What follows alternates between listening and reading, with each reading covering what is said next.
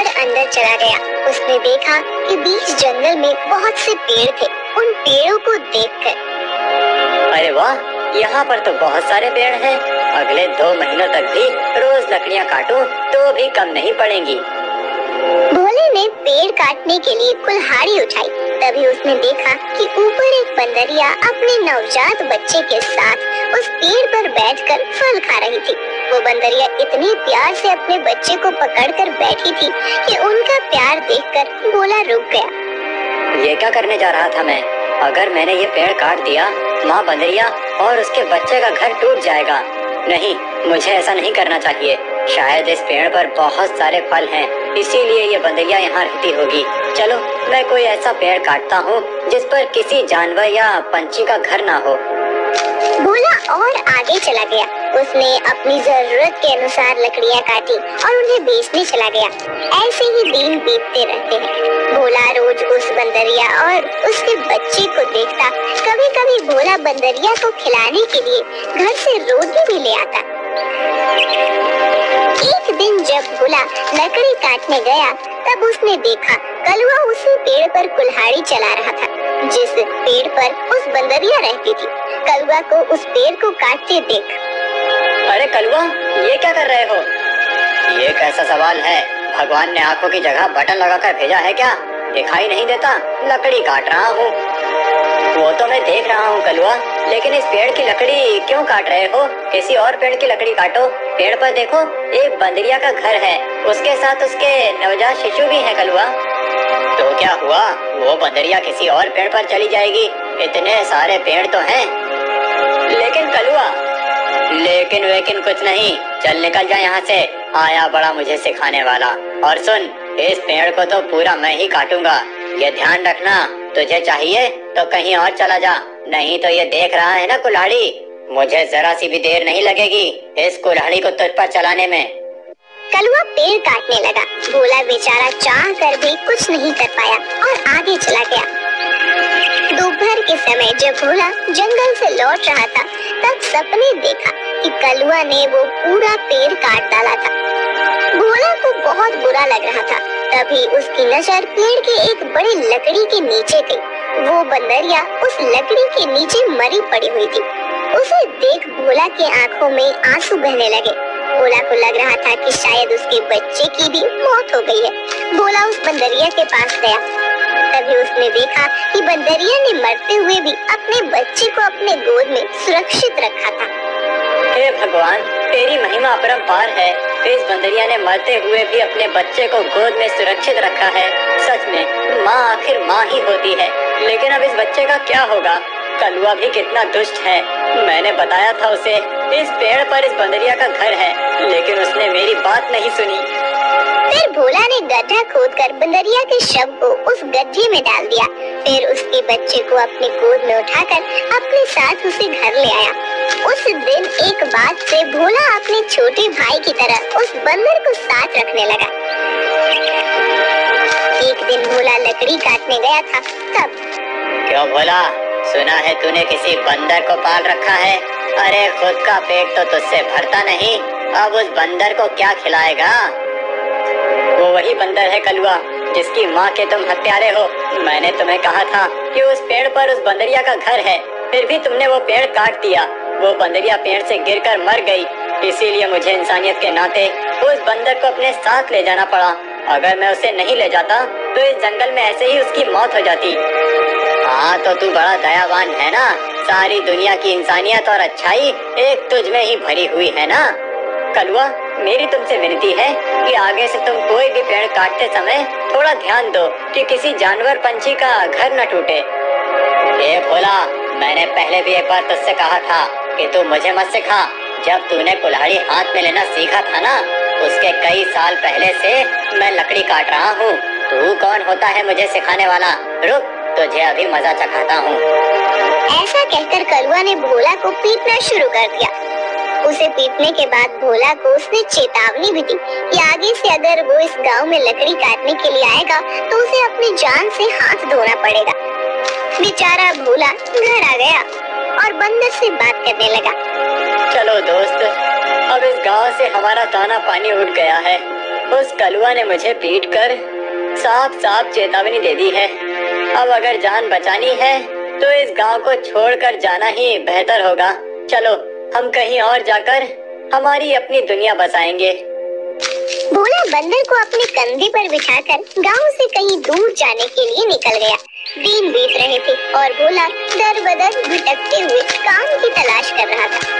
ना तो उसे काम मिल रहा था और ना उसके रहने का कोई ठिकाना था। जैसे तैसे अपने लिए और बंदर के लिए वो एक वक्त का खाना जुटा पा रहा था।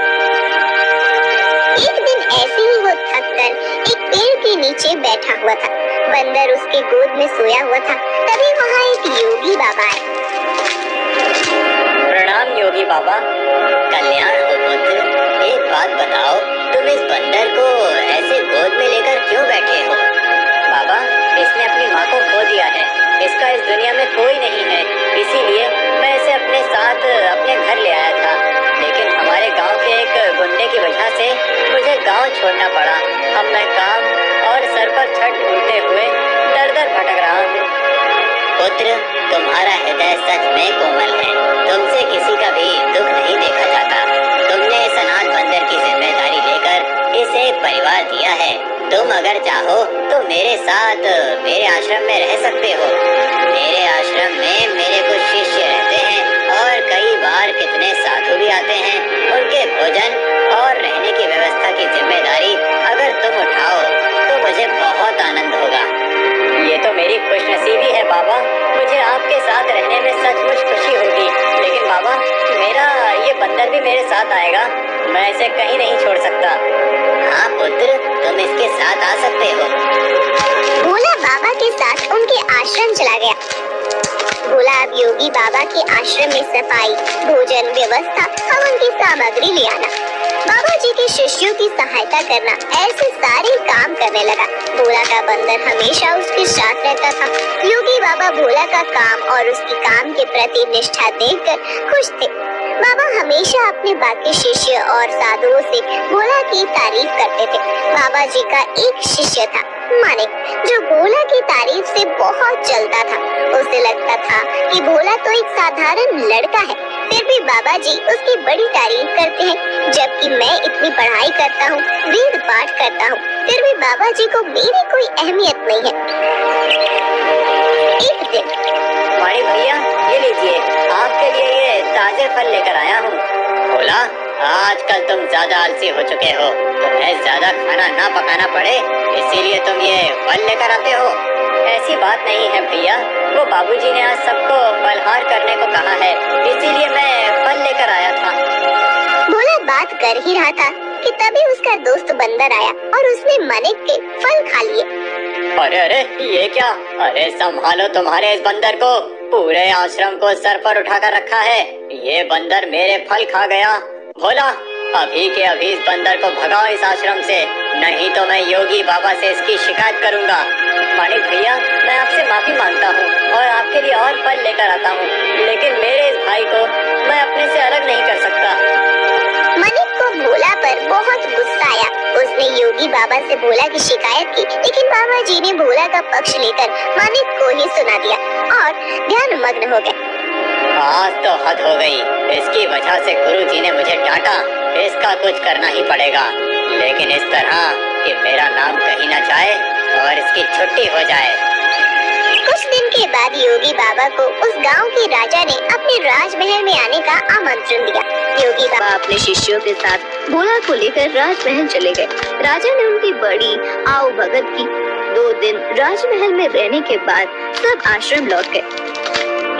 फिर 2 दिन के बाद राजा अपने कुछ दास और प्रधान के साथ आश्रम आए।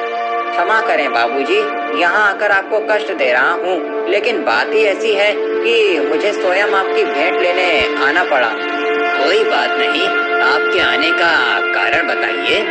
समझ नहीं आ रहा कैसे कहूँ बाबूजी। 2 दिनों से हमारी महारानी का नवलखा हार कहीं गुम हो गया है। समझ नहीं आ रहा कि कहाँ गायब हो गया। साफ साफ बताइए कि आप क्या कहना चाहते हैं। क्या हमारे जाने के बाद से वो हार गुम हुआ है? सच कहूँ तो हाँ। मतलब हम में से किसी ने वो हार चुराया है, ऐसा कहना है आपका? नहीं बाबूजी, मैं आप पर शक करने का पाप नहीं कर सकता, लेकिन महारानी की वजह से मुझे यहाँ पर आना पड़ा।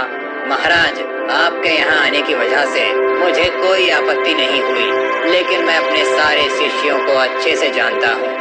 मेरे शिष्यों में से कोई भी चोरी जैसा पाप नहीं कर सकता।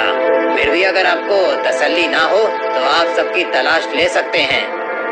राजा के साथ आए हुए दासों ने सबकी तलाशी ली। तब उन्हें भोला की झोली में वो 9 लखा हार छुपाया हुआ मिला। वो भोला को पकड़कर ले गए। छोड़ो मुझे, मैंने कुछ नहीं किया है। बाबूजी, मैं सच कह रहा हूँ, मैंने चोरी नहीं की। भोला, तुमने चोरी की है? मैं सोच भी नहीं सकता था कि तुम इतनी गिरी हुई हरकत कर सकते हो। नहीं नहीं मालिक भैया, मैं सच कह रहा हूँ, मैंने कुछ नहीं किया। मैंने उस हार को देखा भी नहीं था। बाबूजी, ये लड़का रंगे हाथों पकड़ा गया है। अब मैं कुछ नहीं कर सकता। मुझे इसे सजा दिलाने के लिए महल लेकर जाना होगा। बाबूजी, मुझे बचा लीजिए, मैंने सच में कुछ नहीं किया। आप मुझे जानते हैं, मैं चोरी के बारे में सोच भी नहीं सकता। बुरे से बुरे वक्त में भी मैंने चोरी नहीं की, तो अब क्या करूँगा, मेरा विश्वास कीजिए। राजा के दास भोला को ले जाने लगे। तभी उनके पीछे से आवाज आई, रुकिए, मेरे भाई ने चोरी नहीं की है। सबने पीछे मुड़कर देखा। भोला का बंदर पीछे खड़ा होकर बोल रहा था, महाराज, मेरे भाई ने चोरी नहीं की है। ये हार किसी ने जानबूझकर उसके झोले में डाला है। ये क्या, एक बोलने वाला बंदर? हाँ, मैं एक बोलने वाला बंदर हूँ। मेरे बचपन से लेकर भाई मुझसे बात करते आए हैं। ये रोज मुझसे ढेर सारी बातें करते आए हैं। ये रोज मुझसे ढेर सारी बातें करते हैं। उन्हें बोलते हुए देख और उनकी बातें सुनकर ही मैंने बोलना सीखा है। मैं दावे के साथ कह सकता हूँ, मेरे भाई ने चोरी नहीं की है।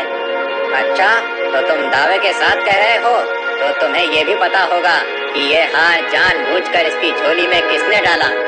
हाँ, मुझे पता है। इस माड़िक ने मेरे भाई के झोले में वो हार डाल दिया था। क्या तुम सच बोल रहे हो? नहीं नहीं बाबूजी, ये झूठ बोल रहा है। मैंने सच में चोरी नहीं की है। तुम्हारी लड़खड़ाती हुई जुबान ने सब सच कह दिया है माड़िक। मैं कभी सोच ही नहीं सकता था कि तुम ऐसा करोगे। सच सच बताओ, तुमने चोरी क्यों की? और उसका इल्जाम बेचारे भोला पर डालकर क्या करना चाहते थे तुम? मालिक ने अपनी जलन के बारे में सब सच सच बाबा जी को बता दिया। महारानी के हार की चोरी के जुर्म में मालिक को पकड़ लिया गया। फिर भोला, तुम्हारा ये बंदर सच में बड़े काम का है। ये हमारे राज्य की बड़ी मदद कर सकता है। मैं चाहता हूँ कि तुम इसके साथ हमारे राज्य के गुप्तचर बन जाओ और हमारे शत्रुओं की गतिविधियों पर नजर रखो। इस बंदर पर किसी को शक नहीं होगा और तुम आसानी से सब पर नजर रख पाओगे। इस काम के बदले में तुम्हें बहुत धन दिया जाएगा। राजा जी की बात भोला को सही लगी। योगी जी ने उसमें हामी भरी। भोला अब राज्य का पहला ऐसा गुप्तचर बन गया जिसका साथी एक बंदर।